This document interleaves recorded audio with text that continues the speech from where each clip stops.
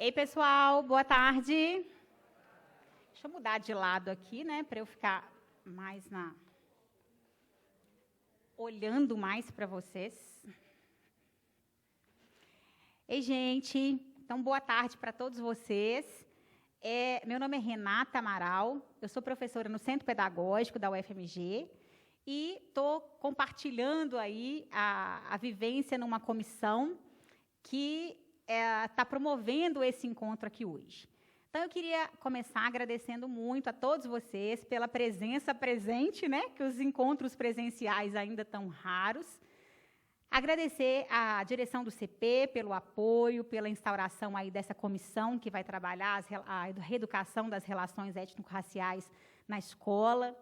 Queria também agradecer muito aqui o apoio da coordenação do PID, Rosane Campos, que coordena aí boa parte dessa moçada que está aqui hoje. Obrigada por conceder para a gente aí esse horário da sua formação. Queria agradecer a parceria de todos os membros da comissão, que eu já vou apresentar nominalmente para vocês, e os colegas todos que estão aqui para essa tarde de compartilhamento aí dos saberes, né? Bom, então, como eu estou emocionada, obviamente eu preparei um textinho. É o seguinte, esse é o primeiro evento, pessoal, que a Comissão Permanente REERE está desenvolvendo no Centro Pedagógico. Mas o que é isso? Para a gente também é novo. A gente está chamando REERE no sentido de entender a reeducação das relações étnico-raciais. Certamente, vocês já conhecem algum coletivo com esse mesmo nome, dada a importância e a urgência de sua pauta em nossa sociedade e, sobretudo, na escola de educação básica, que está voltada para a formação dos sujeitos, não é verdade? No Brasil, a gente sabe que a colonialidade é marcada pelos discursos que sustentam o mito da igualdade racial, o que reflete em todas as esferas da nossa sociedade, inclusive na escola. Na esfera educacional, o currículo, os livros didáticos, os paradidáticos, literários e até o nosso fazer docente ainda carregam traços racistas e preconceituosos. Ainda que a gente tenha todo um arcabouço legal, há mais de 15 anos, né, que nos direcione aí para o ensino de história e cultura afro-brasileira, africana e indígena. Todavia, nesse contexto, a escola é o lugar da resistência, né, da formação de pessoas. Então, a gente tem o dever, enquanto escola, de contribuir para a construção de uma sociedade livre de qualquer tipo de preconceito. Por isso, esse momento, para nós, do Centro Pedagógico, em especial, é muito importante. A instauração dessa comissão, ela é um marco na história do CP, porque vem ampliar e vem ressignificar o movimento de uma escola pública, laica, democrática e antirracista. E a gente tem aí esse privilégio de trabalhar na escolarização das crianças, dos adolescentes e na formação docente, né? E vocês que estão conosco aí, a grande maioria aqui na formação inicial docente, é o nosso primeiro público de ação, né? Por a gente entender a importância desse setor, desses sujeitos na nossa escola, junto com a gente, fazendo aí o CP acontecer. Bom, enquanto membros dessa comissão, então, a gente está assumindo o compromisso de contribuir para que a nossa comunidade escolar, em especial os nossos estudantes, tenham acesso e conheçam narrativas diversas, sobretudo as que foram silenciadas no curso da história, focalizando, portanto, os povos negros e indígenas, que são os povos originários. Nesse momento, até o momento, porque, para a nossa alegria, a gente está tendo muita manifestação de técnicos, de servidores, docentes, interessados em compor esse grupo, mas, até o momento, nós temos a Maria Aparecida Pereira de Souza, que é técnico administrativo, a Amanda Freitas, da Educação Física, dá um tchauzinho aí, Amanda, o Bruno Silva, o Bruno está aqui, da Educação Física também, Eliana Guimarães, lá deu um tchauzinho ali, Marta Lourenço, Marta está aí? Tá certo, vamos cumprir os protocolos, não é isso? Patrícia Barros, do Núcleo Básico, a Paulo Henrique, o Piti, da Arte, Ruana, está por aí? Juana Brito, Tânia Aretusa,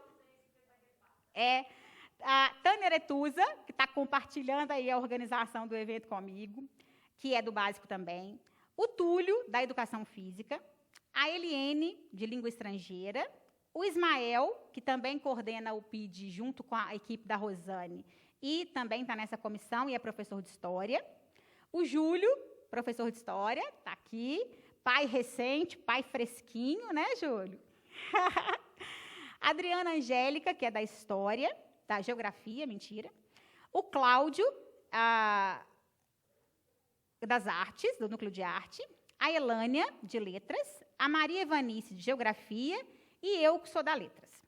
Então, por enquanto, esse é o grupo que está compondo essa comissão, mas a gente já tem aí outros nomes que agora, na virada aqui do semestre, a gente já vai agregar aí outros nomes a essa comissão, e a gente aproveita para fazer o convite para toda a comunidade escolar se envolver com esse trabalho, porque isso só faz sentido e a gente só vai conseguir alcançar o nosso objetivo se a gente estiver junto, né? Bom, para marcar esse momento tão importante da nossa escola, essa comissão convidou a querida Luana Tolentino, uma pessoa muito querida, muito especial, para ministrar a palestra intitulada Uma Outra Educação é Possível, Perspectivas para a Reeducação das Relações Étnico-Raciais. Então, agora, dividindo esse momento aqui com a Tânia, eu passo a palavra para a Tânia Aretusa, por favor, que vai aí chamar para a gente, fazer as honras da casa aí, seguindo os protocolos, né, aproveitando o momento, para que a Luana possa ministrar a palestra dela. Já deixo a todos vocês o meu muito obrigada, de coração, por estarem aqui compartilhando esse momento único conosco. Boa tarde para todos vocês. Obrigada, Renata. Gente, professor fala horror. Você dá o microfone e toma. Deixa eu falar de novo. Seguinte, eu vou passar uma lista de presença para que vocês assinem, tem o nome de todos vocês que fizeram a inscrição. Vocês assinem, por favor, para que a gente possa ter esse registro. E vou aproveitar para fazer um merchan para você. Aqui, livro da Luana, que inspirou, né, essa palestra e que tem nos inspirado muito. Uma leitura deliciosa, em que ela conta aí um pouco da história dela com os alunos. Então, vale a pena. Quem quiser, inclusive, adquirir com autógrafo, aí eu fazendo merchan, gente, Luana está com os exemplares aí, tá bom? O meu já está aqui para ganhar o autógrafo daqui a pouco. Obrigada, gente. Obrigada, Renata. Gente, e eu queria só complementar uma coisa dessas explicações que a Renata deu aqui, é que o lugar que a gente fala aqui dentro da UFMG é o lugar da Escola de Educação Básica e Profissional da UFMG. Tem muita gente que nem sabe que a UFMG tem uma escola de educação básica e profissional. Essa escola de educação básica e profissional ela é composta pelo CP, que a gente chama carinhosamente por essas duas letras, que é o Centro Pedagógico, que atende a crianças do 1º ao 9º ano, que é o ensino fundamental. Também compõe a Escola de Educação Básica da UFMG o Teatro Universitário e o COUTEC, que é o Colégio Técnico. Então, é importante que a gente marque, né? E esse momento aqui é um momento que está marcando que a Escola de Educação Básica e Profissional se preocupa com a pauta da educação das relações étnico-raciais. Por isso, a gente institui uma comissão, que a Renata acabou de contar para vocês, que é uma comissão permanente. Por quê? Porque não é mais para a gente aceitar fazer um trabalho pontual. O trabalho é permanente. A educação e reeducação das relações étnico-raciais é um tema que tem que estar todo dia na ordem do dia, né? Na ordem das ações do Colégio de Aplicação. E, só para complementar mais uma informação, né, Renata? Os colégios de aplicação são 17 no país que são vinculados às escolas federais, às universidades federais, né? Então, às vezes, são escolas e colégios invisibilizados, né? Tem pouca produção, tem poucas produções no campo da educação das relações étnico-raciais, né? Então, a gente tem mapeado também no Centro Pedagógico as produções que estão focalizando a temática da educação das relações étnico-raciais nos 17 colégios de aplicação. Quem sabe, no futuro, a gente faz um pouco esse bate-bola, né, para socializar esse tipo de produção. Então, só para contar para vocês que existe esse movimento, né? E para celebrar esse primeiro dia, né, que hoje é o primeiro encontro, né, Renata, tão almejado, e colegas da comissão aqui, para celebrar, porque a gente diz, Luana, que é um momento para celebrar também, né? Celebrar o fato da gente estar instituindo um grupo, e cada vez mais que vem aumentando, né? Então, isso é muito importante, isso é muito bom, né? Isso é um momento para celebração. E aí, celebrar, Luana? Chamando você, Luana Tolentino, palmas para ela.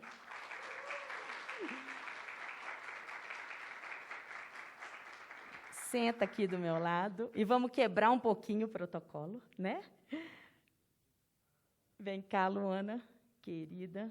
Seja bem-vinda, sinta-se super à vontade. Luana, gente, é mestre em educação, né?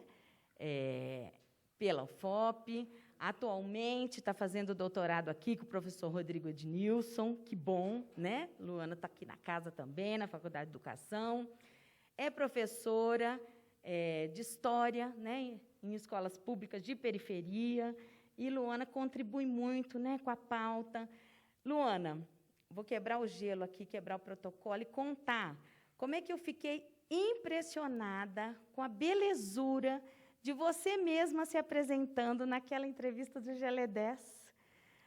Não sei se você lembra que você já fez isso tem muito tempo. Vou te surpreender, hein?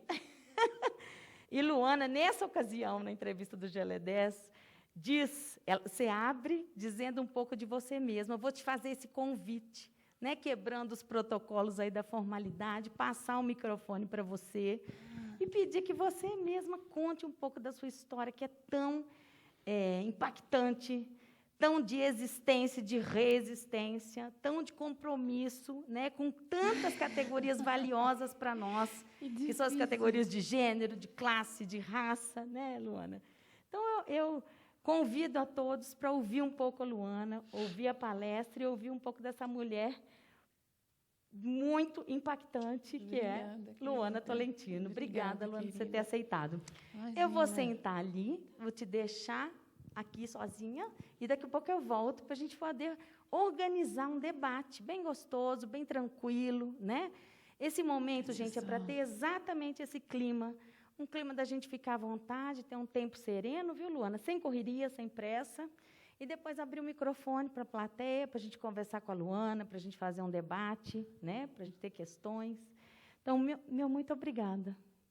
Querida, em nome obrigada, do Centro Pedagógico. Obrigada. Fica à vontade. Então, vamos lá. Boa tarde para todo mundo. Como não poderia deixar de ser, eu quero expressar minha gratidão, minha alegria, minha emoção de estar aqui hoje. E eu vou contar por que eu estou tão emocionada de estar aqui hoje. Eu acordei ansiosa para que chegasse às 15 horas de hoje, pensando como que ia ser esse momento. E essa emoção se dá pelo fato de, há 16 anos atrás, eu estava nesse espaço, estava nessas cadeiras, assim como vocês estão hoje. Eu tinha acabado de concluir a graduação em História, eu fiz a graduação no INBH, e a Núbia, minha professora lá no curso de História, falou, olha, Luana, tem um grupo lá no FMG que chama Ações Afirmativas. Eu acho que você deveria participar.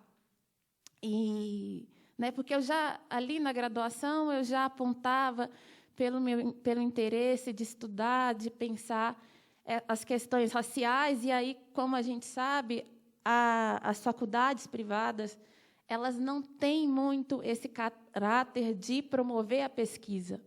Então, a Núbia entendeu que eu deveria prosseguir os estudos, eu deveria ir também para esse campo da pesquisa.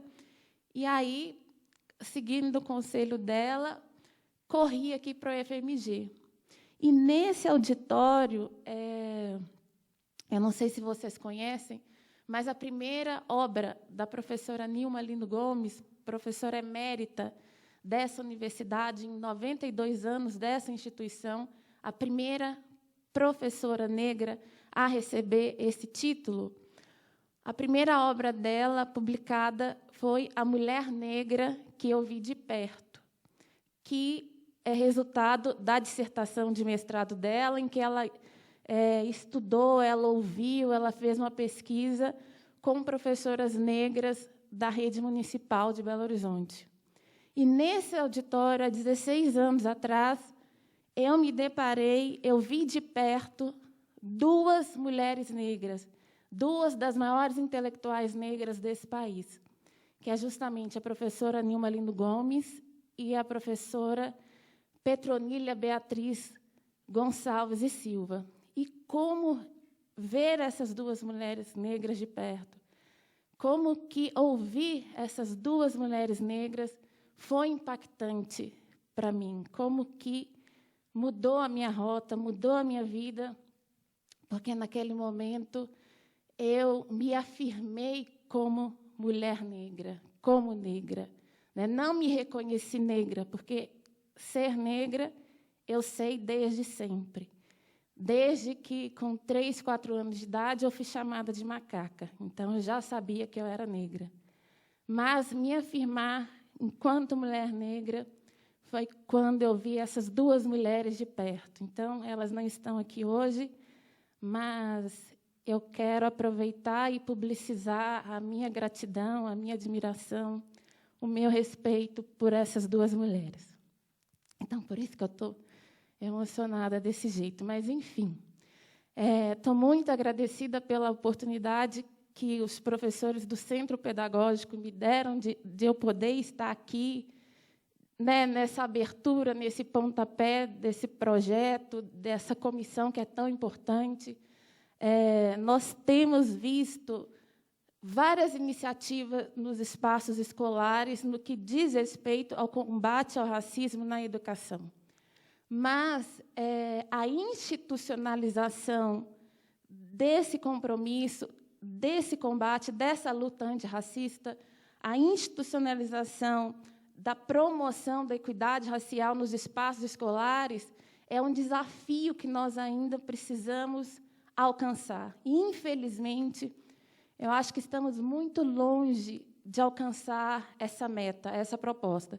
Então, nós não podemos sair daqui sem ter o entendimento da importância desse trabalho que está sendo feito no Centro Pedagógico da UFMG.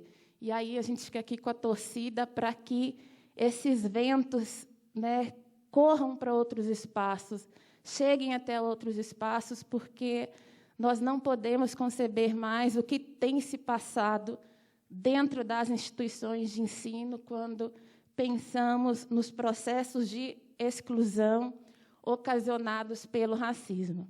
Então, nessa conversa, nesse diálogo que nós vamos ter aqui hoje, eu vou dividir em duas partes. Né? Primeiro, pensar essa questão, essa defesa de uma outra educação é possível. Né? De onde que eu tirei isso? A partir de que eu afirmo, eu acho que com tanta convicção, que outra educação é possível. Então, quando o Centro Pedagógico propõe essa comissão, eu entendo que parte do pressuposto que outra educação é possível, sim.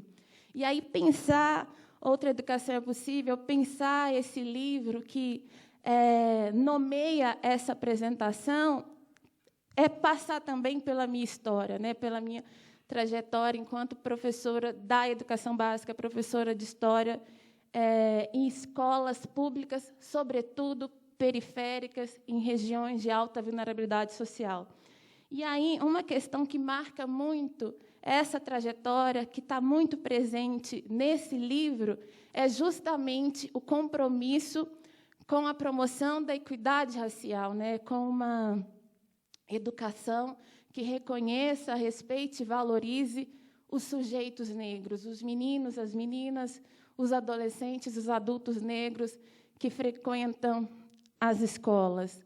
Né? E aí, a partir daí, a gente abre espaço para refletir. Né? Quais caminhos nós vamos seguir? Quais são as nossas escolhas? Quais têm sido as nossas escolhas? Né? E o que a gente pode pensar, o que a gente pode fazer para poder superar o racismo na educação, que é algo tão marcante, tão presente ainda na educação brasileira, apesar de todos os avanços que nós tivemos nos últimos anos, né? Nós estamos vivendo um período de muitos retrocessos. Como que nós, enquanto estudantes, enquanto professores, estamos sentindo isso, né? Inclusive, saiu uma portaria falando dos cortes de verbas na educação, mais um corte. Mas, em meio a esse cenário de destruição, nós também não podemos perder de vista os avanços que houveram nos últimos anos e como que nós precisamos lutar para o prosseguimento, né, desses avanços que nós tivemos. E eu acho que, em outubro, a gente tem uma oportunidade muito grande de fazer isso. Então, lá na apresentação do meu livro, eu falo que esse livro ele é sobre sonhos, sobre lutas, sobre o meu desejo de uma outra escola, né? De uma outra escola é possível. Então, assim como boa parte, ou a maioria, eu posso falar, das pessoas negras desse país, eu venho de uma família pobre, eu pertenço a uma família da classe trabalhadora. Eu sou filha de mãe semi-alfabetizada. Sou filha de um pai que conseguiu avançar até a antiga 8ª série. E, nessa trajetória, nessa caminhada de criança negra, filha desses lugares, uma coisa que eu faço questão de pontuar sempre, de repetir. Quem já me ouviu falar sabe que eu falo disso sempre, mas eu acho que eu não posso sair de espaços como esse sem falar do poder transformador da educação na minha vida, né? Como bem disse Sueli Carneiro, a educação é o meio mais seguro de ascensão social para pessoas que vêm desses lugares dos quais eu vim. E uma particularidade da minha casa é que, mesmo nos contextos de muita dificuldade, de muita falta, minha casa sempre foi uma casa que teve muitos livros. Então, eu acho que é a passagem da minha vida que eu mais tenho orgulho de contar, né? Meu pai e minha mãe apostaram alto, jogaram todas as fichas na possibilidade de os meus irmãos e eu frequentar a escola, permanecer na escola, prosseguir com os estudos. Então, hoje em dia, isso é impensável, né? Aqueles homens que passavam nas portas vendendo livros. E aí, teve uma vez, em especial, que na minha casa a Copasa tinha cortado a água, e um desses homens deixou um livro lá para olhar, né? E falou: olha, fica com esse livro e daqui a 5 dias eu volto. E aí a senhora falou com a minha mãe, fala se a senhora vai querer ficar com o livro ou não. E sabendo que a minha mãe não ia comprar e que daí a 5 dias ele ia pegar o livro de volta, eu não larguei esse livro mais. Fiquei todo dia ali, o tempo que eu tinha, estava com esse livro na mão. Aí, quando chegou no 5º dia, que ele foi buscar o livro, aí minha mãe disse assim: Luana, você sabe que eu não posso comprar esse livro, mas você gostou tanto que eu vou comprar assim mesmo. Então, esse era o cenário da minha casa, e hoje isso pode parecer uma bobagem, mas, ainda assim, minha casa era uma casa que tinha assinatura de jornal. E, para mim, era a coisa mais chique do mundo ser a única casa da rua que tinha assinatura de jornal. E, em meio a tudo isso, já ali muito cedo, de uma maneira muito precoce, o desejo de ser professora, o desejo de dar aula, né? Tanto que, quando eu tinha 8 anos, eu conto isso aqui no livro, no centro de BH, ali na Afonso Pena, em meio a uma passeata de greve, minha mãe me pegou pelo braço, me apertou e falou assim: é isso que você quer para a sua vida? Porque ela não queria que eu fosse professora de jeito nenhum, já sabendo o que significa ser professora nesse país. E aí, quando ela me pergunta, me repreende, eu não respondo, porque eu já sabia que eu queria ser professora e eu não queria desapontar a minha mãe, né? Então, quando eu fiz 18 anos, que eu fui fazer vestibular, já era muito bem resolvido que eu iria fazer licenciatura. E acabei escolhendo pelo curso de História. E aí, nesses 4 anos da graduação, eu ficava o curso inteiro imaginando, fazendo plano de aula mentalmente, como que seria quando eu chegasse numa sala de aula. E aí, em 2008, quando eu coloco os pés numa sala de aula, numa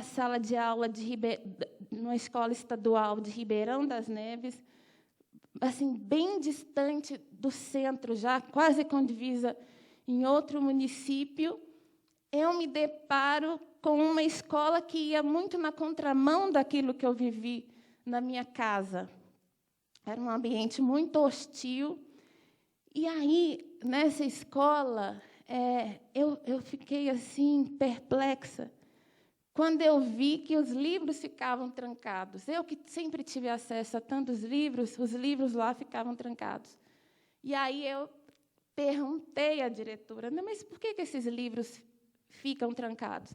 E hoje eu vejo que ali eu já comecei, num movimento de insurgência, eu já comecei a desafiar aquele espaço, né? Na hora, eu achei que não tinha problema nenhum perguntar. E eu me perguntava logo para a diretora. E aí ela falou, é para que os meninos não coloquem a mão. Então, como foi importante, na minha primeira experiência como professora, me deparar com essa escola tão hostil, essa escola que tinha muito um pensamento, né, de uma educação pobre para os pobres, com essa diretora que achava que os alunos não tinham nem condições de pegar livro. Como que foi importante para mim, para eu saber o que eu não queria ser, né? Então, imediatamente, eu pensei, eu não quero ser assim, eu não vou ser assim. E se eu estivesse no lugar desses estudantes, eu não gostaria de estudar aqui, eu não seria feliz aqui. Então, é a partir desse encontro, a partir dessa primeira experiência e a partir também da possibilidade de estar nesse espaço aqui da UFMG, de estar no grupo, de participar do grupo de pesquisa, ações afirmativas, que discutia, que debatia a questão racial, a partir da minha vivência de sujeito negro que viveu tão de perto e conheceu tão de perto a violência racial dentro da escola, é que começa a ser construído essa convicção, né, essa ideia de que outra educação é possível, de que a escola não tem que ser, não precisa ser, não deve ser como a escola que eu me deparei lá em 2008, e de que a questão racial era algo que precisava estar presente cotidianamente. A questão racial, pensar as trajetórias dos sujeitos negros, a caminhada da população negra nesse país,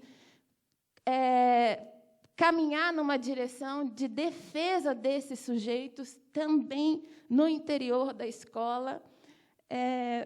Isso começa a ser gestado ali, e também a partir da minha participação no NEA, Núcleo de Estudos Interdisciplinares da Alteridade, da Faculdade de Letras, que tem aqui hoje o professor Eduardo, que, assim como eu falei, ele vai brigar comigo de eu falar isso, assim como eu falei da professora Petronília Beatriz Gonçalves e Silva e da professora Nilma Lino Gomes, o professor Eduardo de Assis tem esse mesmo lugar na minha vida. Porque como que foi importante para mim estar nesse grupo e ter a oportunidade de conviver com ele quase que diariamente. E é claro que pensar nisso tudo numa estrutura secular, né, numa estrutura que, infelizmente, é pensada para a perpetuação das desigualdades. Então, infelizmente, esse tem sido o lugar da escola pública nesse país. O espaço que tem sido fundamental para a manutenção das desigualdades sociais e raciais nesse país. Então, chegar com essa proposta de pensar outra educação, de valorização desses sujeitos, é claro que foi algo extremamente desafiador. Então, muitas vezes, e ainda é, muitas vezes, quando algum colega, algum colega professor, ou nas redes sociais, alguém fala para mim, Luana, mas está tão difícil, como que a gente vai fazer, não sei o quê, dá vontade de desistir. É difícil, sim, porque nós estamos falando de uma estrutura secular que exclui, que segrega, e nós estamos falando também de um novo marco civilizatório, que a gente precisa pensar isso. O combate ao racismo é a possibilidade da construção de um novo marco civilizatório nesse país. Como que é desafiador pensando que nós vivemos em um país, em uma sociedade extremamente racista como o Brasil, e que esse racismo é produzido e reproduzido dentro das escolas. Então, quando alguém fala assim, mas como fazer, como nós vamos fazer? Eu confesso que isso me incomoda um pouco. E por que incomoda? Nós somos capazes de fazer qualquer outra coisa. Nós somos capazes de encampar qualquer projeto dentro de uma escola. E por que é tão difícil? Por que nós temos tantas dificuldades em tratar desses temas? Como se, eu acho que, às vezes, me vem o sentimento que não somos nem capazes de aprender sobre essas questões. Eu não sei como fazer. Mas por que não sabe? Nós sabemos tantas outras coisas. Então, é uma questão que eu tenho refletido muito.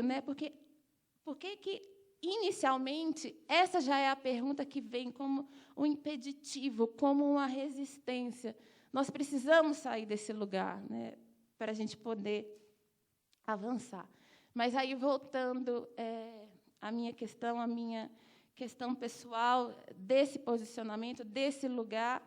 E, claro, eu vou falar também, tentar fazer uma reflexão aqui, geral, sobre essas questões.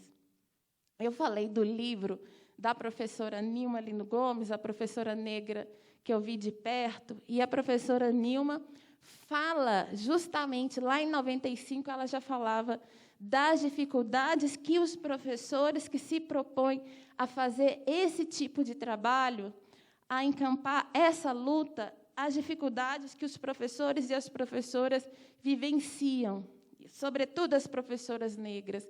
E por que dessa dificuldade? Por que eu me vi, tantas professoras negras se veem no lugar de, muitas vezes, de enfrentamento, de assédio, de sabotagem, de tanta dificuldade para prosseguir com esses trabalhos? Eu concordo com a professora Nilma e concordo com a educadora afro-americana Bell Hooks. Infelizmente, nós vivemos em um país que ainda tem no seu imaginário a ideia de que nós, mulheres negras, estamos nesse mundo para servir e limpar a sujeira dos outros. Então, quando essas mulheres chegam nesses espaços educacionais, ainda que a docência viva um processo de desvalorização muito grande, ainda é uma maneira de transgredir a essa ideia. Então, eu lembro uma vez, eu indo tomar posse na vaga de professora, e quando eu perguntei para o porteiro onde que era a secretaria para apresentar a minha documentação, ele falou, você está procurando vagas para serviços gerais? Claro que eu não estou desqualificando quem exerce essa função, porque eu já estive nesse lugar também, de quem exerce essa função. Mas essa pergunta é muito simbólica, porque ela corrobora justamente com esse lugar, esse imaginário social, que nós devemos estar nesse lugar da limpeza e do cuidado. Então, no meu cotidiano, ali de posse da Lei 10.639, que tornou obrigatório o ensino e a história e a cultura africana e afro-brasileira em sala de aula, de posse das diretrizes curriculares nacionais para o ensino da educação das relações étnico-raciais, de posse dessa experiência de grupos de pesquisa aqui no FMG, né, que como esses espaços me formaram, como que esses espaços dizem muito da professora que eu consigo ser hoje, e dessa minha percepção de vida, da minha trajetória de vida, como que eu vivi experiências, por vezes, muito duras até, de desconfiança da minha capacidade de pensar, de desconfiança de que aquilo que eu estava propondo não era conhecimento, né? Então, eu pairava sobre mim uma ideia assim, mas a Luana só ensina sobre África, só fala dos negros, nas turmas da Luana todo mundo passa de ano, e passava mesmo. E, enfim, toda uma ação, assim, uma movimentação, né, para desacreditar de todas as formas o meu trabalho, né? E eu tenho certeza, eu posso afirmar com toda a certeza do mundo, que isso se dava em razão das minhas escolhas, né, de mexer, e eu falo isso com muito carinho, de bagunçar essa estrutura secular que é a escola, mas também em função da minha condição de mulher negra. Então, uma experiência que eu conto aqui no livro é que eu organizei um jogo de futebol entre a minha turma do 3º ano do ensino médio e estudantes de países africanos que estudavam aqui na UFMG. Então, por estar aqui, eu, né, conheci algumas pessoas. E por que eu quis levar esses estudantes e fazer um jogo de futebol lá para aprender sobre a África? Porque eu acredito muito na educação pelo afeto, eu acredito muito na educação pelo encanto, e eu achava, sim, que jogando futebol poderia aprender sobre a África e ter uma outra percepção em relação aos sujeitos que vivem em África, né? Porque toda vez que eu perguntava, iniciava o trabalho perguntando para os meus alunos, quando eu falo em África, o que vem à cabeça de vocês? E aí eles falavam fome, miséria, doença, AIDS. O de melhor que eles conseguiam falar era animais. Então, de onde que vem esse pensamento, né? Por que tem esse tipo de pensamento tão cristalizado? E a escola tem o dever, tem a obrigação de desconstruir esse tipo de pensamento. A gente não pode concordar que a ideia de superioridade e inferioridade entre brancos e negros, ela se perpetue na nossa sociedade. E a escola tem um papel fundamental nesse processo. Então, organizei o trabalho, registrei, escrevi o projeto, né? Aí apresentei para a direção, apresentei para a coordenação pedagógica. Os estudantes ficaram assim impactados. Essa professora está maluca, não sei o quê. É possível, é verdade, isso vai acontecer?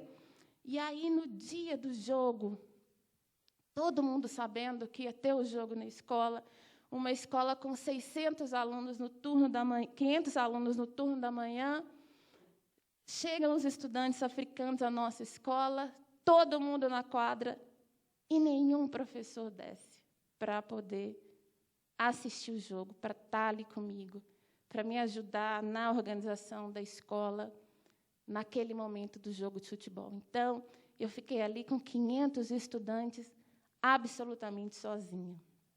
E aí, para minha sorte, não aconteceu nada, porque eles ficaram tão impactados com a presença daquelas pessoas na escola, né? Nunca tinham visto um estrangeiro, muito menos na escola. E aí, ao final, o jogo acabou 11h30, era meio-dia, a quadra ainda estava cheia, porque eles estavam lá, e fico emocionada de falar, e queriam autógrafos dos estudantes africanos, né? Formou-se uma fila para pedir autógrafo para os estudantes de vários países da África. E aí, no outro dia, eu não conseguia mexer o pescoço, porque, claro, né, foi um momento de felicidade, mas também de muita tensão. Né? Imagina 500 alunos sob sua responsabilidade. Mas, enfim. Então, passados quase 10 anos dessa história, hoje eu ainda encontro com os alunos e eles ainda lembram desse jogo, ainda lembram da professora Luana. Um outro episódio assim, que me marcou muito, né, nesse embate, nessas dificuldades todas, eu, enquanto professora de História, sempre entendi que a gente precisa trabalhar de maneira interdisciplinar. Eu acho que fica todo mundo muito preso, né, nas disciplinas História, Geografia, Matemática, enfim. E aí, ensinando sobre Brasil República, eu pedi que os estudantes lessem Triste Fim de Policarpo Quaresma, do Lima Barreto.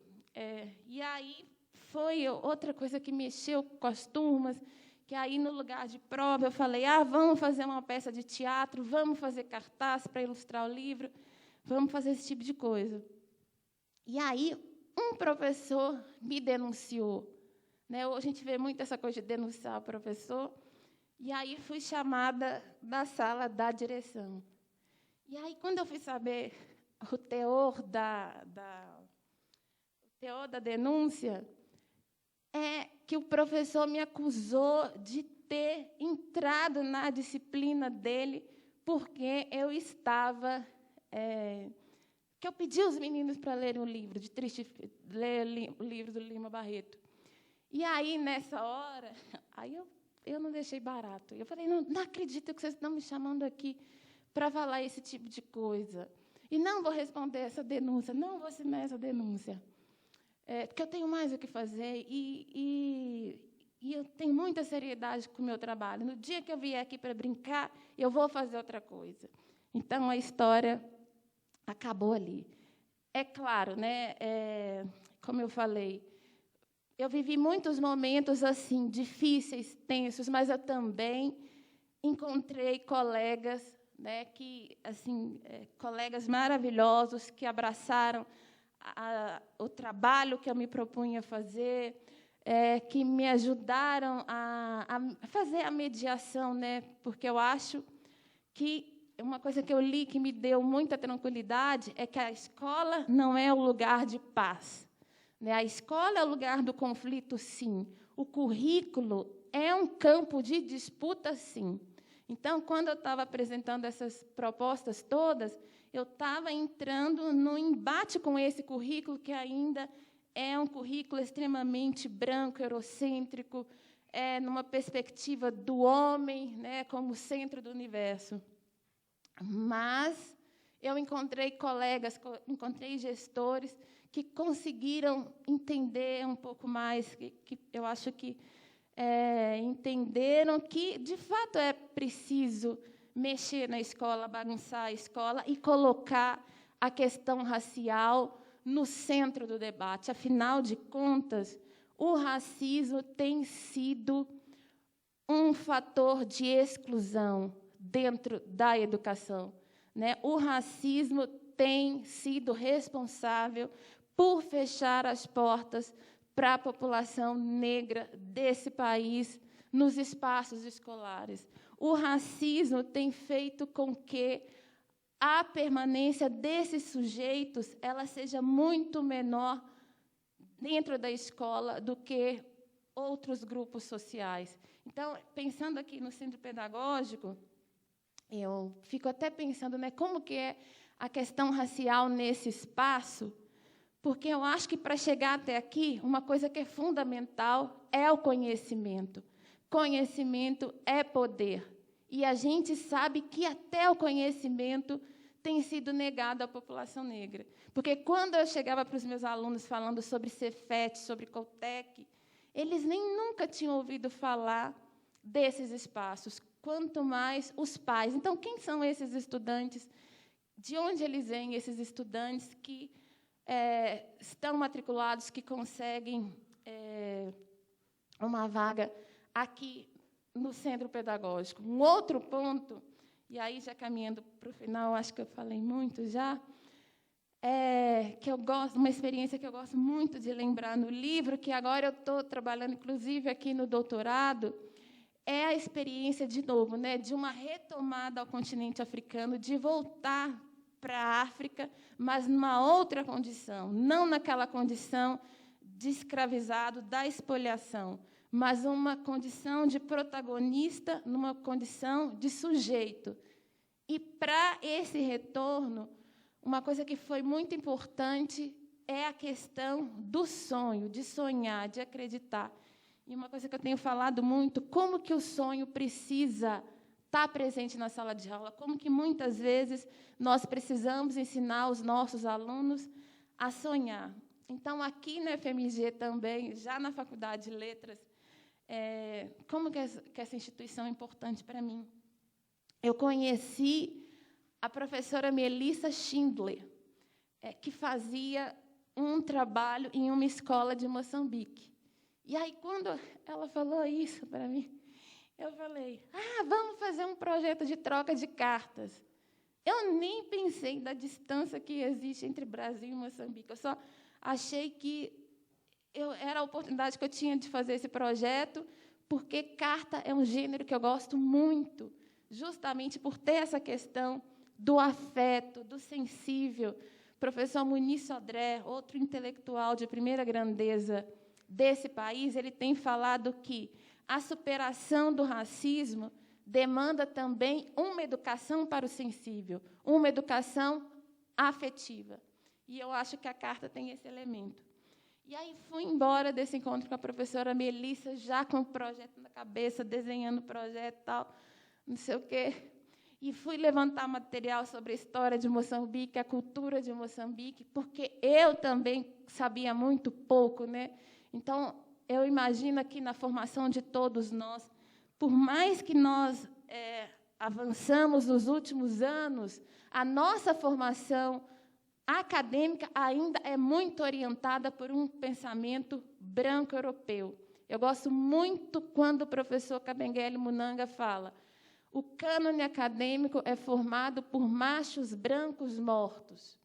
E são esses homens que nos formam, né? Então, como que a nossa formação ainda tem uma lacuna grande, né, em relação aos outros espaços do mundo, a vozes outras que não sejam essas. Então, me debrucei sobre a história de Moçambique, cheguei e apresentei o projeto, e uma coisa que um aluno falou, professora, a senhora jura diante de Deus que as nossas cartas vão chegar? Aí eu falei, juro. E eu sei o peso que tinha jurar, eu sabia o peso que tinha jurar. Que as cartas, né, que eles escreveram para os alunos de Moçambique, se essas cartas iam, de fato, chegar lá. E aí, no meio do caminho, que caiu a ficha de que não era uma coisa tão simples assim, mandar cartas para Moçambique. No meio do caminho, eu descobri que o sistema de correios praticamente não existe em Moçambique. Então, as nossas cartas, as cartas que eu tinha jurado que iam chegar, dificilmente elas iam chegar lá. E aí eu falei, eu não posso retroceder agora. Eu já jurei, eu já prometi, eu já fiz, já criei toda uma expectativa. E aí eu tive a ideia de procurar a Embaixada de Moçambique no Brasil e apresentar o projeto e falar, olha, eu preciso mandar essas cartas. E aí a Embaixada de Moçambique me respondeu prontamente, falando que as nossas cartas iam na correspondência oficial da Embaixada, o que dava segurança de que as cartas iam chegar, e ainda mandaram um representante da Embaixada na nossa escola, lá em Ribeirão das Neves, que toda semana estava nesses programas policialescos, porque a gente estava vivendo um momento de muitos assassinatos dos nossos estudantes, né? Então, eu tive a experiência de chegar para trabalhar e ter um aluno no chão porque tinha levado 3 tiros. Infelizmente, ele veio a falecer. Então, essa escola tão desacreditada, de repente, recebeu a visita de um cônsul de Moçambique. E aí, é claro, né, de novo, assim, a comunidade ficou encantada, mas, de novo, eu tive colegas que escolheram não fazer parte desse evento, desse encontro. E uma coisa que me marcou muito durante a escrita das cartas, né, que aí a proposta era, de novo, desconstruir essa ideia tão limitada, tão equivocada que nós temos do continente africano e construir uma relação de respeito com o outro, de entender que todos nós precisamos, merecemos ser tratados com dignidade e com respeito. E aí uma pergunta que um estudante fez ao escrever a carta, ele falou assim, aí onde você mora, as pessoas inocentes morrem de tiro? E aí um aluno de lá falou assim, não, aqui não há armas nem drogas, tudo aqui é maravilhoso. Então, da mesma forma que nós vivíamos um processo de muita violência aqui, Moçambique também, né, tem um problema sério com os grupos armados, de violência, de tráfico de drogas, e como que eu percebia um desejo ali de não deixar transparecer nas cartas esses problemas todos, né? Então, uma aluna que escreveu, eu moro em uma favela muito legal e bonita.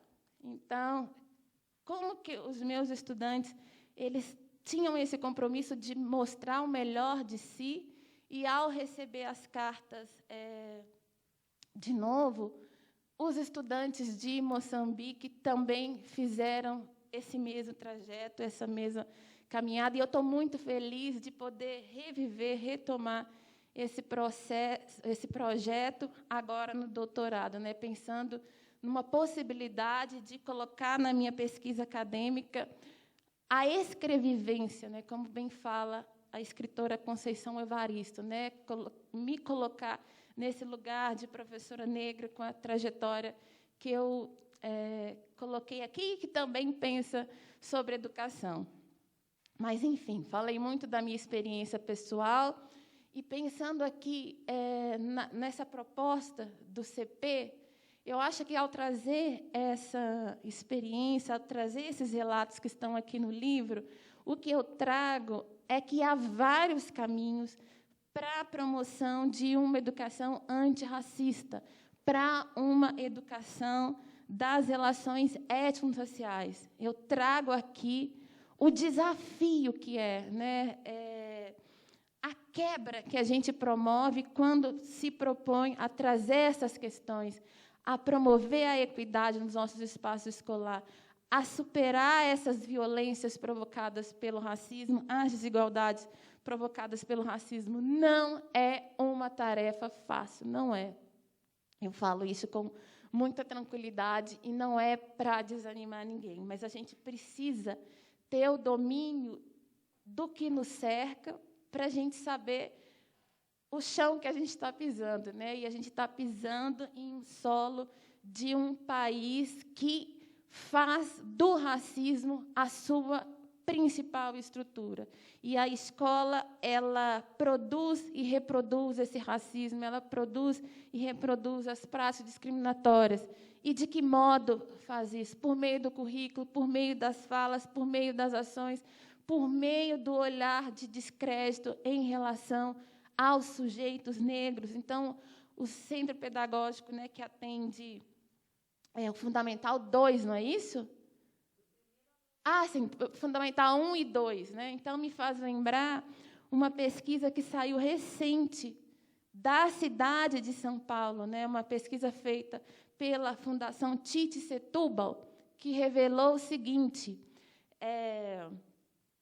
pegando os dados de avaliação escolar de turmas do 5º ano de todas as escolas municipais da cidade de São Paulo, constatou-se que os meninos negros apresentaram as notas mais baixas, e as meninas negras ficar em penúltimo lugar.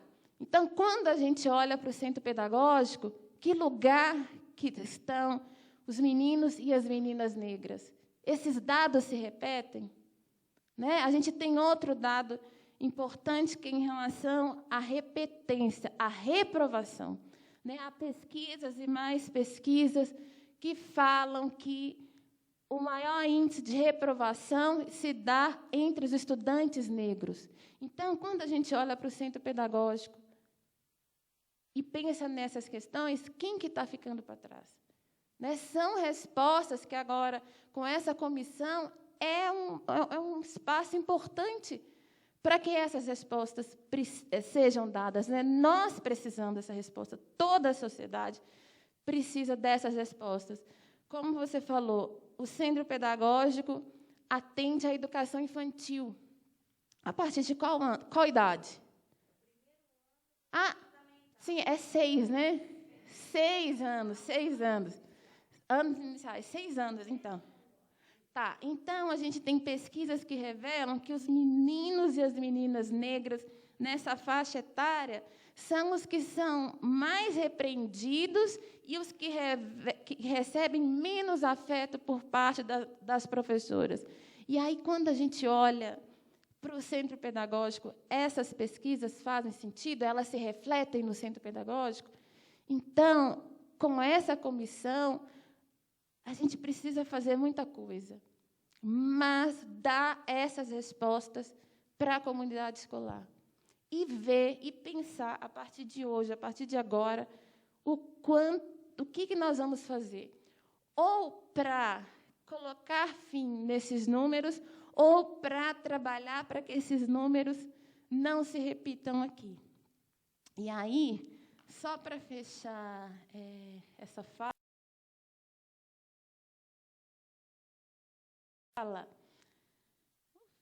eu sempre fecho com a história que fecha o livro, né?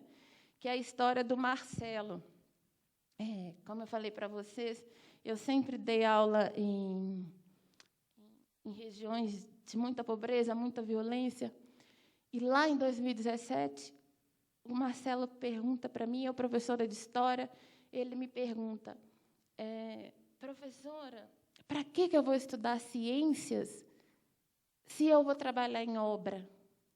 E essa pergunta me marcou de um jeito que eu nem fui capaz de responder na hora. Né? Foi assim um soco no estômago para mim, porque eu fiquei pensando como que esse menino tem tanta convicção, tem tanta certeza que vai trabalhar em obra. É claro que a gente tem todo o respeito do mundo pelas pessoas que trabalham em obra. Inclusive, o Centro Pedagógico tem a EJA, e muitos dos estudantes que lá estão trabalham em obra também. Né? Mas a gente sabe que é uma função que coloca os sujeitos que a exercem em condição de subalternidade. É uma função que, geralmente, aqueles que a exercem têm baixa escolaridade. Tanto é que, mais tarde, voltam para a EJA para tentar terminar os estudos. E aí eu fui para casa pensando como que eu ia responder isso para o Marcelo. Né? Eu falei, eu não posso deixar de responder nem para o Marcelo, nem para a turma inteira. E fui pensando já numa prática pedagógica para poder responder a essa pergunta. E aí, na época, estava nos jornais, estava na internet, a história do Fábio Constantino, que é, na época, um garoto, hoje já um homem, que, na época, tinha sido aprovado em primeiro lugar no curso de medicina da Federal do Rio Grande do Norte. E aí eu falei, eu vou levar essa história para a sala de aula. Parei tudo que eu estava fazendo. Nada mais tinha importância a não ser responder essa pergunta do Marcelo. E por que eu levei a história do Fábio Constantino para a sala de aula? Porque, assim como a maioria dos meus alunos, o Fábio Constantino é negro, filho de mãe trabalhadora doméstica, e o pai pedreiro, também trabalhava em obra.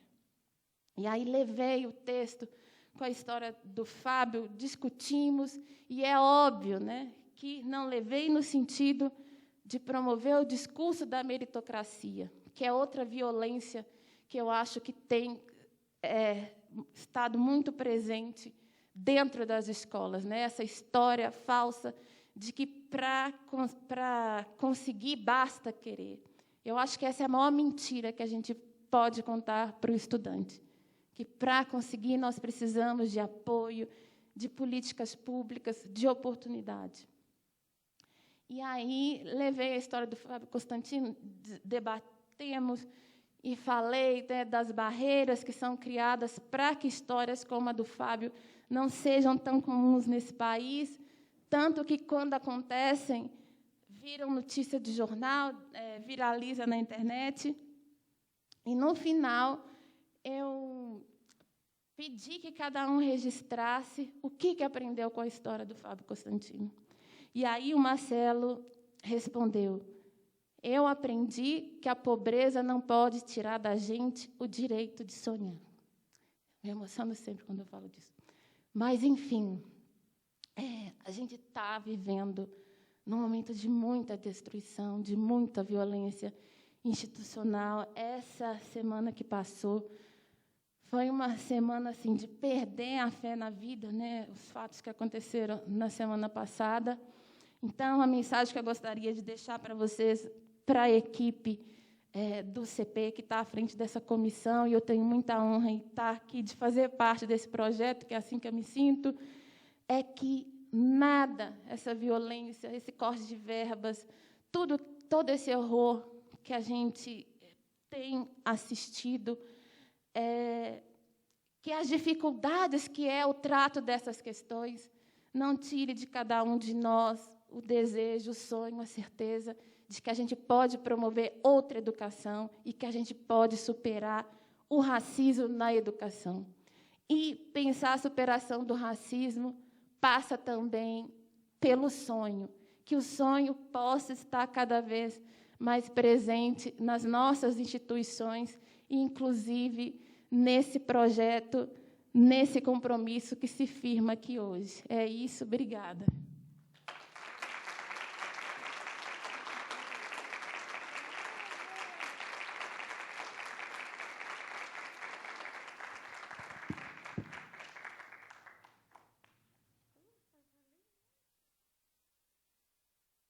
Ufa, que banho, hein, gente? Obrigada. Nossa gratidão, né, por você compartilhar toda essa trajetória conosco.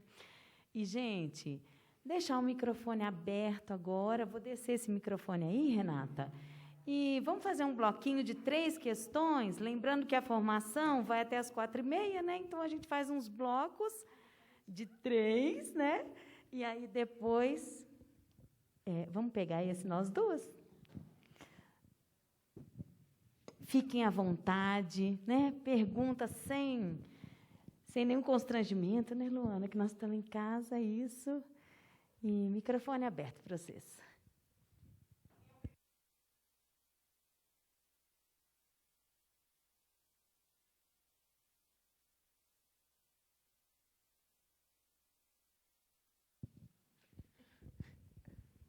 Boa tarde, pessoal, tudo bem?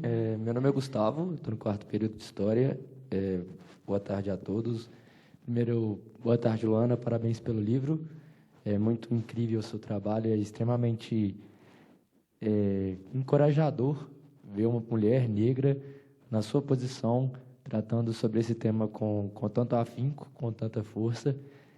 Achei muito perspicaz o questionamento da pergunta, não é como fazer, gente, a gente vai fazer, só é difícil, sabe? E o que eu queria o que eu queria perguntar para você quando você chega nesse limite, quando você está de frente para essa situação onde não há o que fazer, não há como fazer, esse sentimento de continuar lutando que te leva para frente, ou existe alguma outra coisa, além da própria bandeira, além da própria ideia da educação, que te move? Porque só a bandeira, por si só, ela já te leva lá. A ideia da educação também leva você. Mas eu queria saber o que intui você, Luana, a escrever uma obra como essa, a estar encabeçando um trabalho tão bacana e tão robusto como é esse que o CP está apresentando. porque estar nessa posição é um lugar onde você é alvo. E hoje, ser alvo é perigoso. As pessoas são mortas por isso. A Marielle morreu por isso. Então, eu queria saber o que te move, além dessa perspectiva particular da bandeira, além da perspectiva educacional, se tem alguma coisa, ou se caso for só essas questões, para mim já é o suficiente. Mas eu queria saber se existe mais alguma coisa também. Fazer um bloquinho de 3, né, Renato? Mais alguém, gente?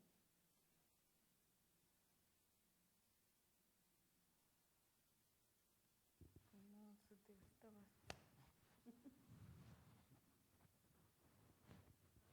Boa tarde, né? Parabéns, Luana.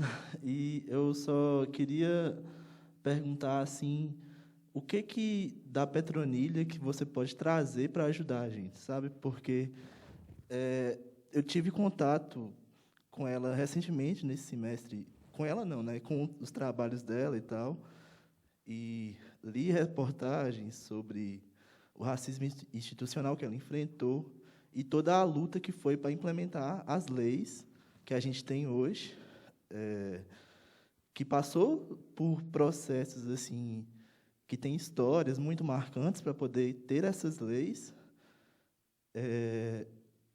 e falar um pouco mais do que ela falou para você assim naquele dia, que pode marcar a gente, que pode ajudar a gente também, porque ela é um símbolo assim, um marco muito grande, igual você falou mesmo, né?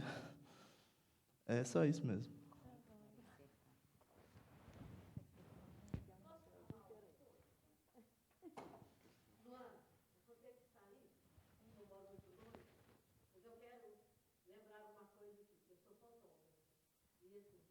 Hoje é uma pessoa, a Luana é uma pessoa mais inteligente, mais competente, mais generosa.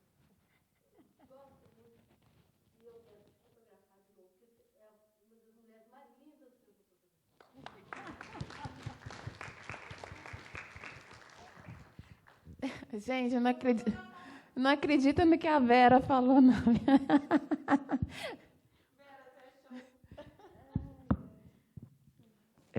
Oi, Luana, tudo bem? Primeiramente, gostaria de agradecer.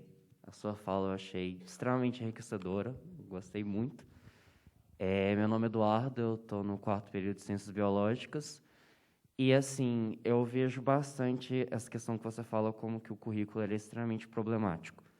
E eu vejo muito acontecendo de pessoas utilizarem conceitos que, às vezes, são talvez ensinados de uma forma errada, ou as pessoas elas pegam algumas coisas e já sentem que é o suficiente e utilizam muito para justificar questões de racismo, tipo de raça pura, essas questões, às vezes questões também de transfobia, de homofobia, capacitismo, você vê bastante. Aí eu queria saber se você tem algum conselho para nós, futuros educadores, sobre como que nós lidamos com essas lacunas no currículo, com esses problemas no currículo. Se você acredita que deva ser uma luta mais institucional, de nós irmos e falarmos com os diretores, com os coordenadores, com os governantes e reclamarmos sobre isso, se enquanto isso nós devemos tomar uma atitude de frente, tentar rebelizar um pouco e tentar trazer outras coisas, fugir um pouco do currículo quando a gente percebe essas problemáticas, se os dois, outra coisa. Gostaria de saber que conselho que você tem para a gente.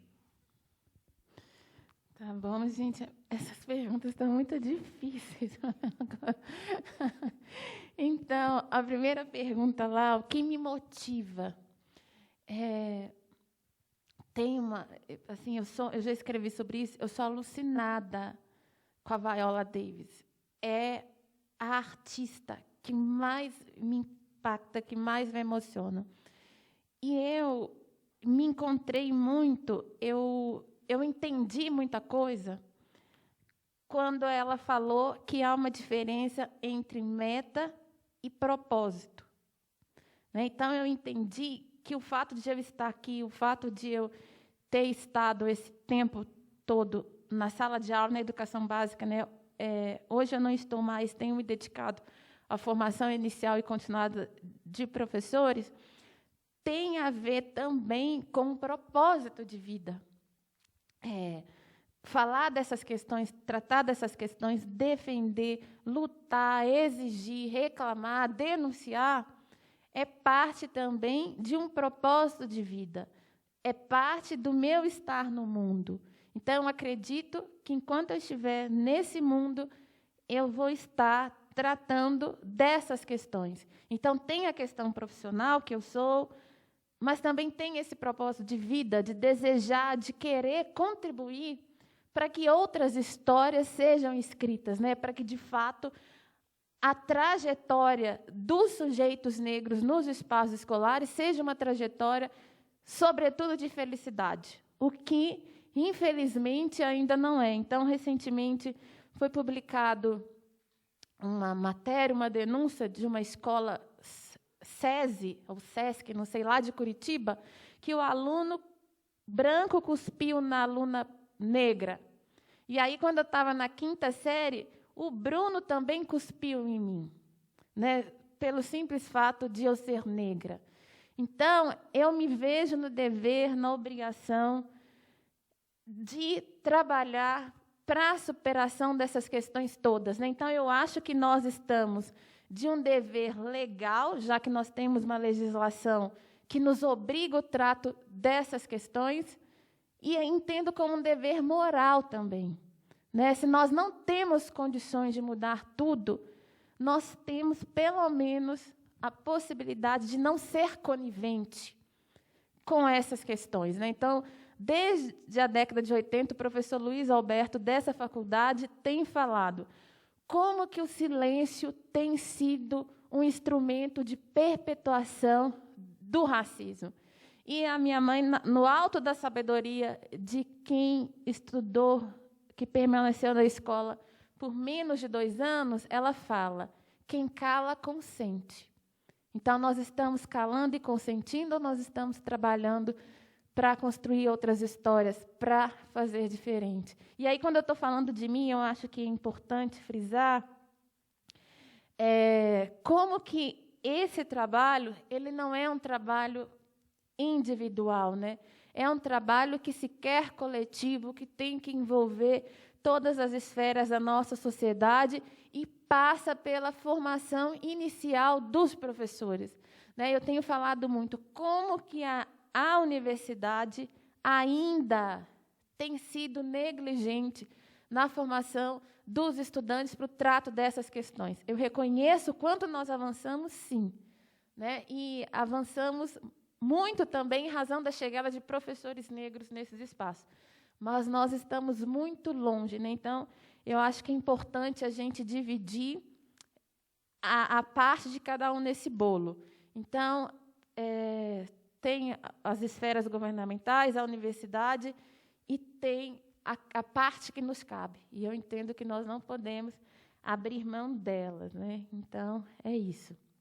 E a questão ainda da motivação, porque isso também me dá felicidade, eu me sinto realizada em fazer esse trabalho, né? Mesmo com as dificuldades, mas quando eu olho para trás, eu vejo o quanto eu sou feliz, eu fui feliz, e quanto foi importante ir atrás desse sonho de ser professor. E claro que quando eu falo desse sonho, eu não esqueço do que significa ser professor nesse país.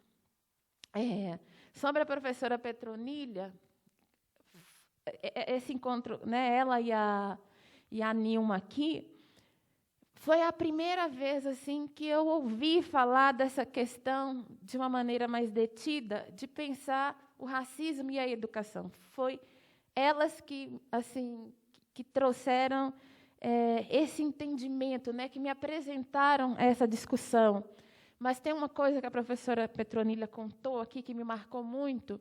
Ela já professora universitária, e ela chegando no prédio em que ela morava, e uma vizinha perguntou: você lava roupa? Quanto você cobra para lavar roupa? Então, volta na questão que eu falei, desse lugar de nós, mulheres negras, nesse país, né? Mesmo quando nós conseguimos avançar, a sociedade quer nos empurrar de todas as maneiras para esse lugar, né, para esse lugar de subalternidade. Então, isso me marcou muito, me fez pensar a minha condição de mulher negra e que eu não podia aceitar esse lugar, né, que a sociedade o tempo todo tenta nos colocar. Mas Petronília foi pioneira também, uma das pioneiras, ao lado do professor Luiz Alberto aqui, no estudo dessas questões, né, de pensar racismo e educação. Então, eu recomendo, vale muito a pena acessar a tese de doutorado da professora Petronília, porque é uma coisa que eu defendo.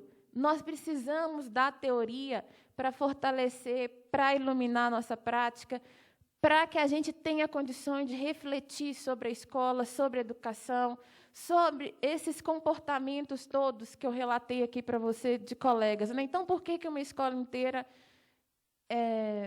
decidiu não ir lá no jogo de futebol e me deixar sozinha?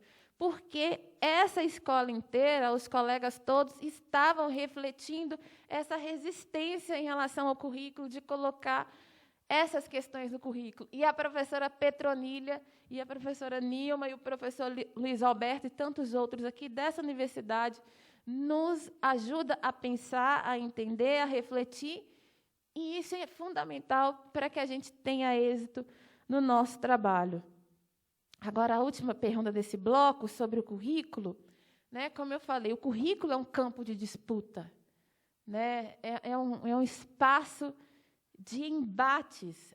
Então, quando você quer uma outra perspectiva a respeito da ciência, né, que você defende, que você está propondo isso, você está mexendo com essa estrutura tão petrificada que é o currículo.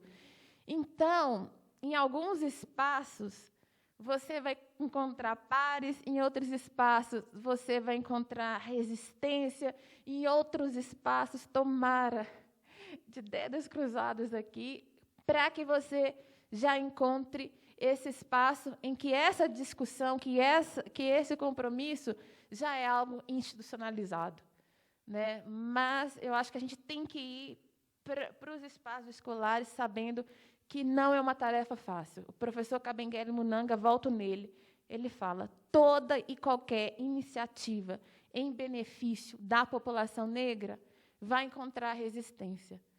Na escola não seria diferente. Vamos fazer mais uma rodadinha para finalizar. Temos ainda 10 minutos. Obrigada, Luana.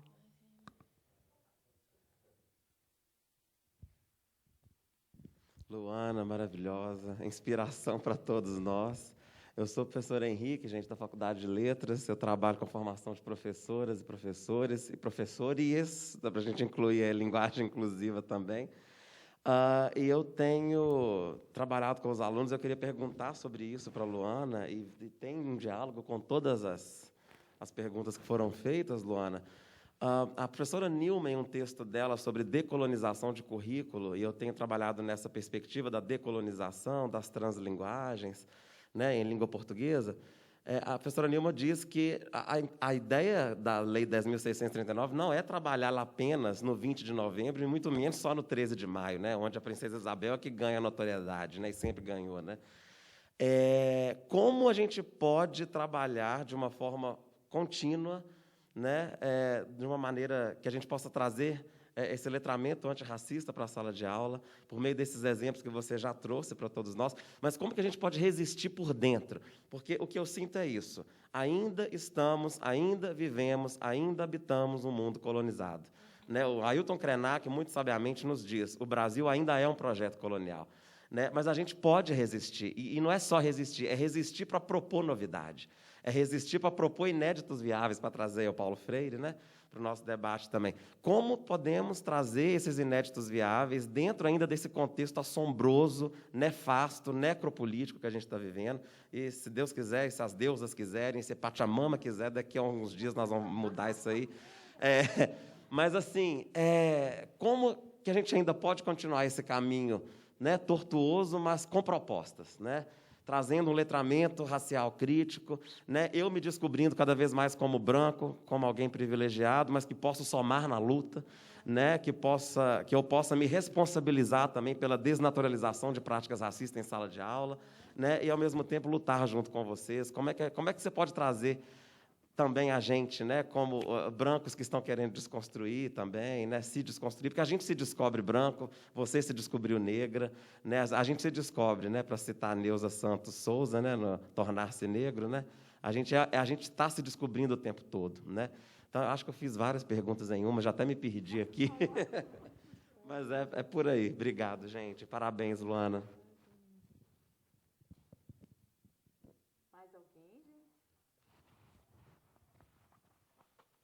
Se bem que foram tantas perguntas em uma, talvez valha a pena ela responder o professor. Não? Faz o bloco, Luana? Claro. Tranquilo? Nós temos 10 minutinhos ainda, professor. Já que ninguém levantou a mão, vou pegar de novo. Que eu achei muito interessante você falando a história do seu aluno que falou, professora, por que eu vou estudar ciência se eu vou trabalhar em obra? E eu sou um aluno que eu estudei a minha vida inteira, eu tive escolas muito, muito boas. Eu estudei em escola particular, depois fui para o Cefet, estou aqui agora no FMG. E, assim, eu percebi que o número de pessoas negras, de colegas negros, aumentou bastante quando eu saí do particular para o Cefet, só que eu percebi que ainda era um número muito pequeno. Tipo assim, pelo menos na minha sala, as pessoas negras que tinham era o número exato de pessoas da cota. E aí eu queria saber se você tem uma dica para a gente de como que a gente fala para os nossos alunos, quando a gente vem trabalhando em escolas públicas, como é que a gente faz o incentivo a esses alunos sem cair na meritocracia, sem virar e falar, não, você consegue, trabalhe duro que vai dar certo. Então, eu queria saber que dica que você dá para a gente, como é que a gente chega nesse aluno, mantendo a realidade, que é difícil, mas que tem como.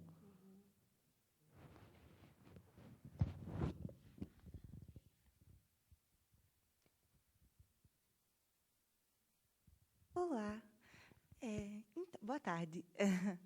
Então, eu tenho participado da experiência de trabalhar com crianças do 5º e 6º ano pela primeira vez, porque já tinha acontecido com pré-adolescentes e adolescentes. E aí, basicamente, eu tenho pensado em trazer para a sala de aula narrativas que não fossem as narrativas presentes no audiovisual e na literatura comum de violência e questões raciais mais problemáticas, e sim abrir um espaço para que eles conheçam e entendam narrativas de criação, narrativas de cosmogonia dos povos que deram, principalmente dos povos originários do Brasil, da América Latina, e dos povos ancestrais, principalmente das pessoas que estão em sala de aula. Mas, querendo fugir dessa narrativa de violência que eles presenciam, eu também me vejo num papel de não conseguir fechar os olhos para a violência que acontece. Então, eu me sinto meio encabulada, não sei se é essa a palavra correta para usar, em como tratar dos acontecimentos do Brasil dentro da sala de aula com crianças de 10, 11, 12 anos. Em como falar para uma criança, olha, isso aqui aconteceu ontem, em 2022, mas poderia tranquilamente acontecer durante a Segunda Guerra, em 45, e como tratar isso de uma forma que... Porque, assim, nunca é muito cedo para falar de racismo com crianças pretas. Mas todo mundo sempre fala, nossa, não precisa tratar desse assunto com as outras crianças, não precisa falar sobre isso. E é muito urgente que se fale sobre isso, principalmente pensando no que tem acontecido com pessoas pretas no Brasil e com pessoas indígenas também. Então, a minha dúvida é como levar isso para a sala de aula, conciliando também com a demonstração de outras narrativas, que é justamente o foco principal.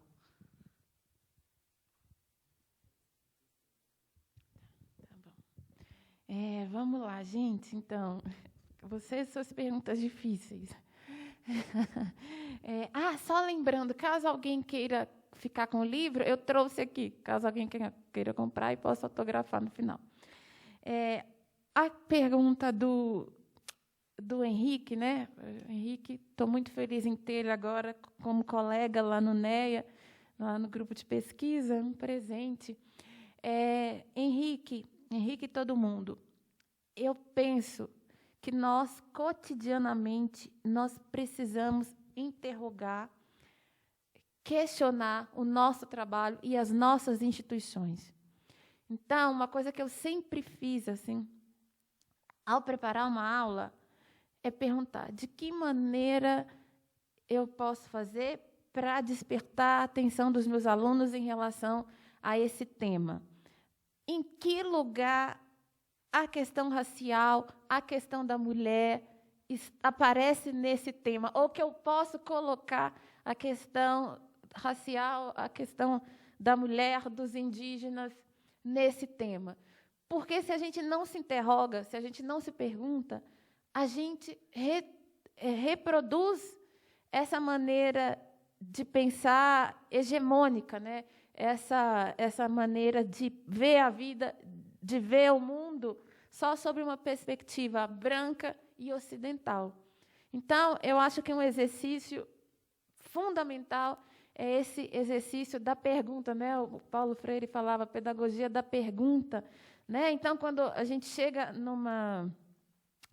na universidade, que a gente chega na escola de educação básica, já tem tudo pronto para a gente, né? Já tem o plano de ensino, já tem esse nome horrível, né? A grade curricular. Como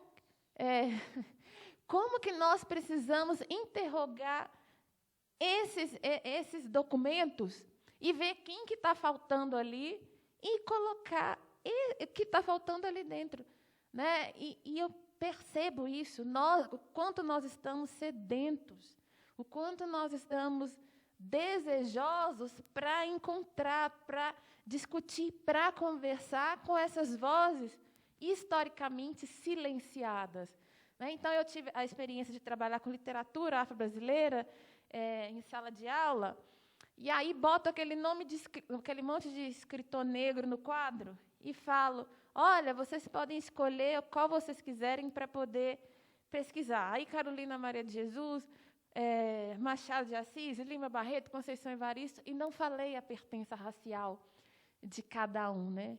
Não falei que todo mundo era negro. Aquela coisa que o Paulo Freire fala, despertar o interesse pela pesquisa, a curiosidade, querer ser pesquisador. E aí, quando a aluna apresenta o trabalho dela, ela vira e fala para mim: professora, Machado de Assis era negro? E por que ela me pergunta? Porque a imagem que nós transmitimos é de um sujeito extremamente embranquecido. E aí que entra, né, as crianças. Mas por que Machado de Assis aparece como branco? Por quê? Porque não se pode conceber que o maior escritor de língua portuguesa seja um homem negro.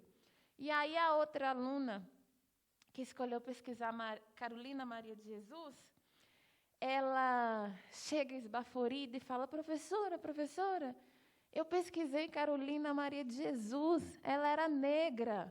Aí eu falei assim: é mesmo? Como se eu não soubesse. Professora,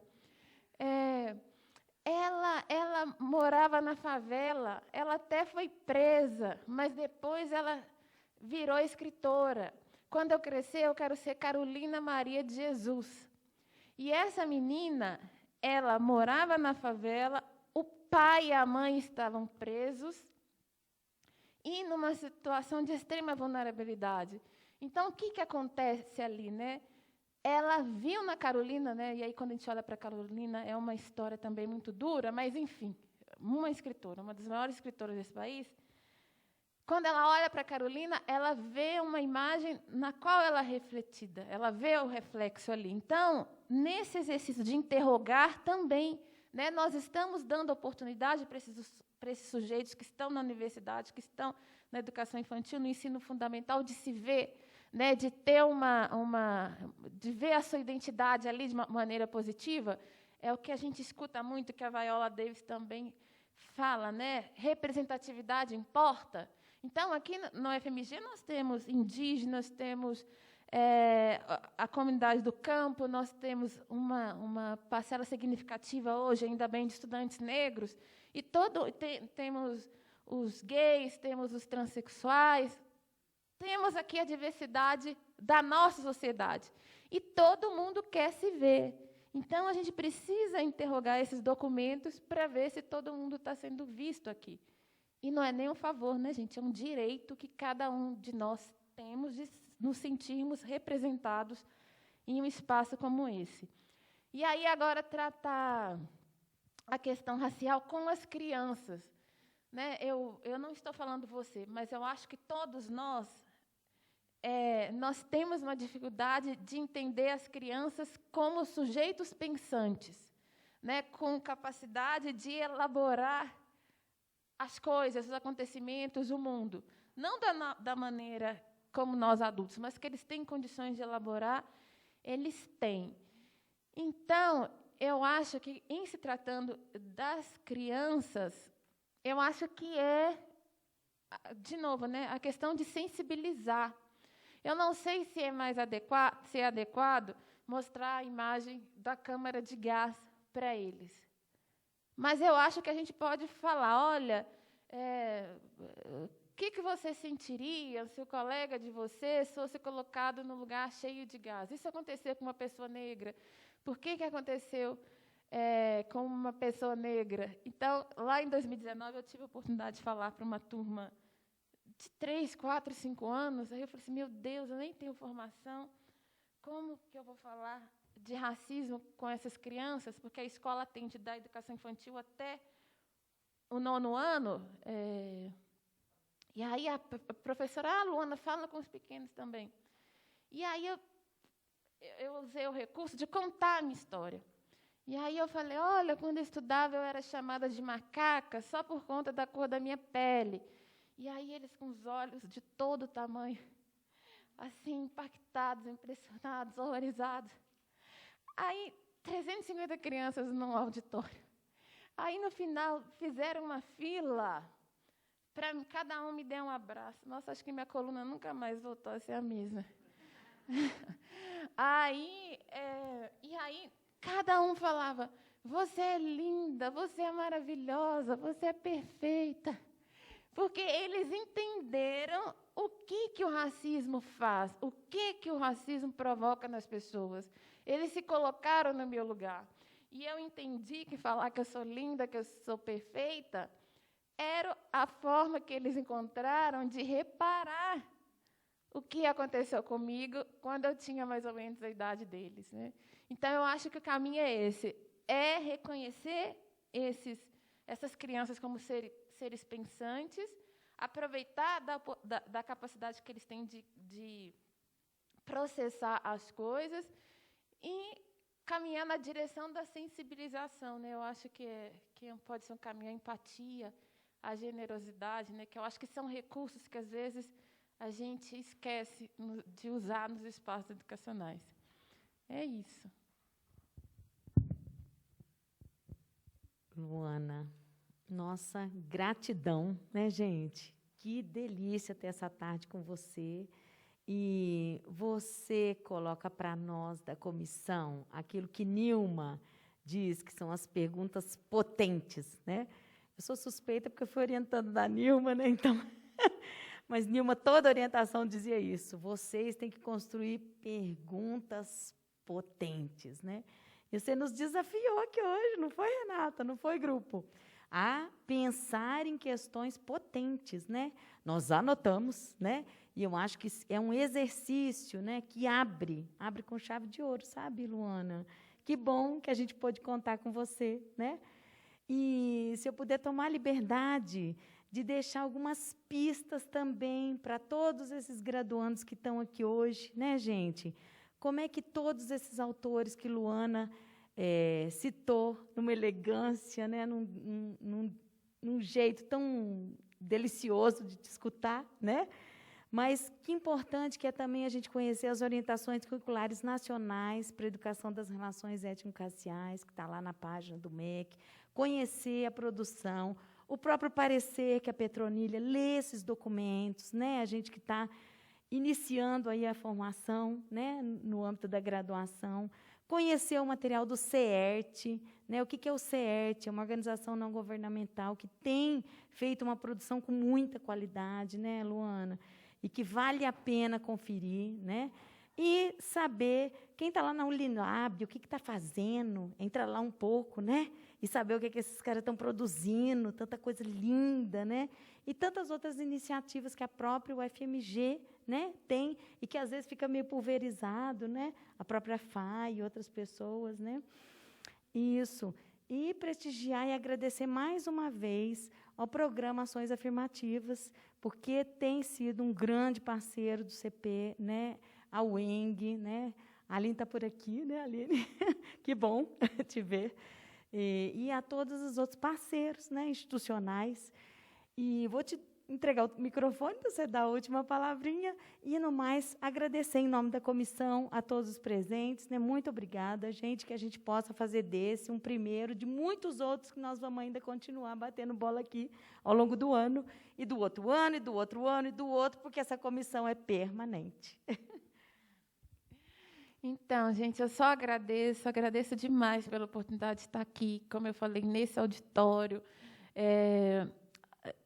Assim, esse espaço, né, que impactou, que transformou a minha vida com a presença de Nilma e da Petronilha, e concordo muito com a professora, como que a gente precisa acessar essas obras, ler essas mulheres negras, essas intelectuais negras, cujo trabalho é fundamental para pensar, né, outra educação, para mudar as instituições de ensino, mudar a nossa sociedade, para pensar num outro pacto civilizatório, né? Martin Luther King falava: não existe democracia enquanto houver racismo. E a gente precisa saber que é um compromisso que tem que ser assumido por todos nós, né? Não somente por parte das pessoas negras. Então, eu fico aqui na torcida, desejosa para que todos nós possamos abraçar essa causa, abraçar essa luta, mesmo sabendo de todas as dificuldades, né?